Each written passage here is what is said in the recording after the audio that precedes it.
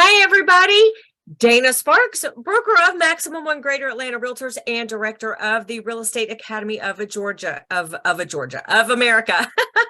Continuing on with this series that I am doing on the mid-year changes that the Georgia Association of Realtors, or GAR, made to their contract package. So please watch the other videos I've done. I've done one on the purchase and sale agreements, and there is another one coming out on all the some of the other miscellaneous forms. But today's video is on the revisions that GAR has made to the brokerage agreements, as well as the authorization to show unlisted property. So I feel because this is a contracts video with some changes, it's a little bit easier, rather than just me telling you what they are, to actually show you what they look like on the forms themselves. So let's dive in. I'm going to share my screen and show you what changes they've made. While I am doing that, I invite you to please check out my channel, check out the videos tab or the playlist tab for a lot of information that I hope you find helpful. So, all right, today we are going to talk about, again, this is June of 2023, and the Georgia Association of Realtors has just released the revisions they have made to their contract package. How can you tell? Well, today this is the exclusive seller brokerage engagement agreement, and it is form number F101. How can you tell that this one is revised? Well, you can tell because the date at the bottom, if a form was changed mid-year, will have the date 6/1/23. If it is a 2023 form that has not been changed since January, that date will say 1/1/23. So that's how you can tell where it is revised, and wherever it is that you access your contract packages, you can also find an actual index of all of the forms that they have made since January. Okay, now the very, very minor change to F101, which is the exclusive seller brokerage engagement agreement, and the same change they made to F104, which is the non-exclusive seller brokerage agreement. So I'm scrolling down. I hope I am not making you dizzy while watching this, but let me scroll a little bit faster. The change they made has to do with disclaimer, disclosure, warning regarding hazardous conditions on the property. And it is paragraph C2 in all caps, and it states hazardous conditions of property. Seller acknowledges that broker has no duty to inspect the property for defects, hazardous conditions, repairs, or any other matter. The seller owes a duty of reasonable care to keep the property safe for prospective buyers and their agents, invitees, and contractors who view and or inspect the property. This duty includes a duty to warn all such person, I think that's supposed to be persons, I think that's supposed to have an S on there, of dangerous conditions that would be obvious to such persons. To minimize seller's potential liability, seller is encouraged to correct all hazardous conditions on the property. Seller agrees to indemnify and hold the broker harmless from and against any and all claims, causes of action, suits, and damages arising out of or relating to a person or persons being injured or harmed while on the property. So this, again, has been reworded just a little bit and is in all caps. Same paragraph is in the non-exclusive listing agreement or seller brokerage agreement. It is the same in the exclusive buyer brokerage agreement and the non-exclusive buyer brokerage agreement. So that is the only change to the actual seller brokerage engagement agreement. Before I go into the buyer one, let me show you the changes they made to Form F107, authorization to show unlisted property. This would be a document that you would have a seller who is not a client, has not signed a brokerage agreement, but is a customer of your company who is hopefully potentially going to sell their home. But at this point, they are the owner of the property. It is not listed, but they are giving you permission to show and market their property. Again, this is the description of the customer relationship between a public owner, hopefully seller, and your broker. Again, you can see at the bottom of the form, the date is 6/1/23, so you know that this was revised in June. And on this, they added, again, that same paragraph I just read regarding hazardous conditions on property, as well as in these sections, paragraphs 13 and 14, where they are talking about that they're describing that this is a customer relationship where the broker performs ministerial acts only and is not in a client fiduciary agency relationship. They changed the terminology from seller to owner. I believe this is just a typo. I do have an email into GAR, and I'm assuming this is going to be corrected. They've changed seller to owner within the context of this paragraph, but accidentally, I believe they forgot to change it in the actual label of the paragraph.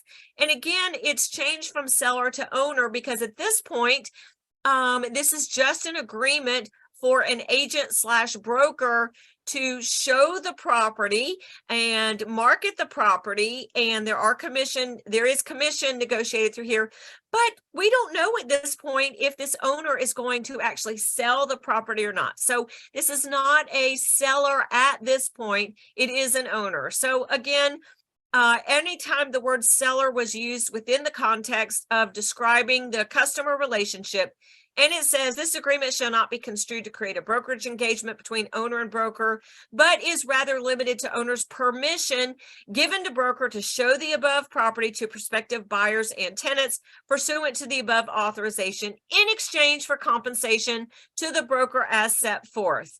And it goes on to say that the parties understand and agree the owner is broker's customer, and as such, the broker may perform ministerial acts for the owner. And then it goes on and on. But again, the change that GAR made in June is changing the verbiage from seller to owner. And again, I believe this is just an oversight, an accidental oversight, that they didn't change it in the actual label of the paragraph. And then the same thing under the paragraph about owner's representations. It used to say seller's representations, and it did change to owner. So those are the changes in the authorization to show unlisted property. Now, moving on to the buyer brokerage agreement, this change has been made in the F-110, which is the exclusive buyer brokerage engagement agreement, as well as F-113, which is the non-exclusive buyer brokerage agreement. And again, at the very bottom under the date, you know this form was revised mid-year because it has 6/1/23 rather than 1/1/23. If a form was new in January but not revised, GAR only revised 20 forms mid-year, it will still have the January 1st date. But moving along here, we begin with the changes in paragraph C3, and basically what they've added under the section where it talks about limits on brokers' authority and responsibility.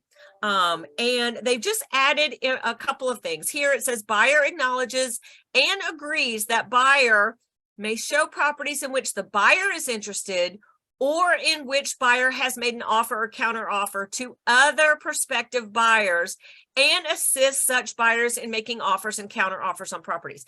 In other words, an agent or a broker who is working with more than one buyer might have more than one buyer that is interested in the same property. So when a buyer signs a buyer brokerage agreement with your broker, they are acknowledging and agreeing that you, the broker, and your affiliated licensees have permission to show the same listing to more than one buyer. So that's just spelled out and clarified there under paragraph B3A. Under paragraph B3B, they have just added information about hazards. And this is also discussed in the purchase and sale agreement, that you are a real estate agent, and you do not have a duty by virtue of being an agent or being a broker to inspect the property or advise the buyer or seller on any hazards or other matters relating to the property. They need to make themselves totally comfortable and answer any questions they have about the property, specific to with an expert that specializes in something of which they have interest. For example, a structural engineer, somebody that specializes in radon, asbestos, mold, lead-based paint, so forth and so on. So they've just mentioned that that hazards, you're an agent, you are operating within the realm of your real estate license, not in the realm of any other type of inspector. And further on, under paragraph C7K, they have added some new information.